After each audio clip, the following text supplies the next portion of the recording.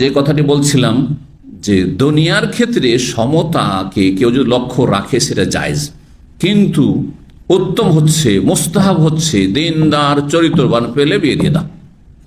নারীর ক্ষেত্রে হাদিস ফাজফার বিজাতির দিন আসছে হাদিস, আর নারী মানে পাত্রী চয়েসের ক্ষেত্রে আর পাত্র চয়েসের ক্ষেত্রে সোনানে কেতাবাদিতে আবু দাউদ নাসাই ইত্যাদিতে হাদিস রয়েছে মিলিতে এদা খাতাবা ইলাইকুম মান তারদাউনা দীনাহু ওয়া খুলুকাহু। দিনদার মানে সহিহ আকীদা মানহাজের দিনদার মানে এই না শুধু দাড়ি আছে দিনদার, না দাড়ি তো শুধু দিনদার না, দাড়িটা দিনদারি কিন্তু শুধু দাড়ি দিনদারি নয়।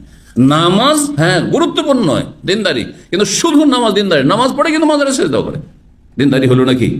শিরকি আকীদার লোক, এই নামাজ কোনো কাজে আসবে না।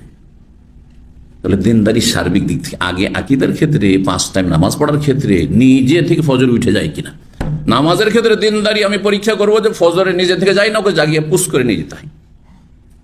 জাগিয়ে তো অনেক লোককে নিয়ে যাওয়া হয়, সে কোনো দিনদার না।